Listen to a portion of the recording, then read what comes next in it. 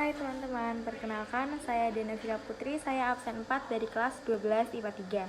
Di sini saya akan menceritakan atau menjabarkan tentang dinamika pelanggaran hukum. Kasus-kasus pelanggaran hukum yang ada di Indonesia. Kalian pasti pernah mendengar atau melihat berita yang ada di televisi atau radio atau bahkan koran itu menceritakan atau menjabarkan tentang pelanggaran hukum yang ada di Indonesia. Contohnya seperti perampokan, penculikan, kekerasan, korupsi, dan lain-lain.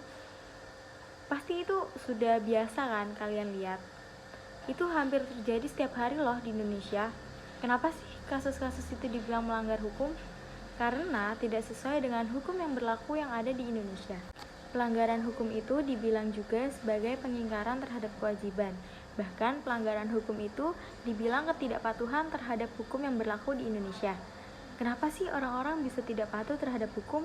Itu ada dua penyebabnya guys. Yang pertama, yaitu sudah kebiasaan. Jadi kita melakukan kejahatan atau pelanggaran hukum itu sudah biasa, sudah dianggap hal yang sangat wajar dan lumrah. Yang kedua, karena hukum yang berlaku itu tidak sesuai dengan tuntutan kehidupan. Nah, pelanggaran hukum itu bisa terjadi atau dilakukan di mana saja.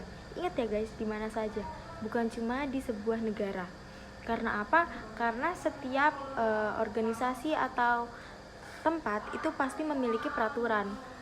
Nah, jika kita melanggar peraturan itu sudah dibilang pelanggaran hukum kan? Jadi pelanggaran hukum itu dapat dilakukan di mana saja.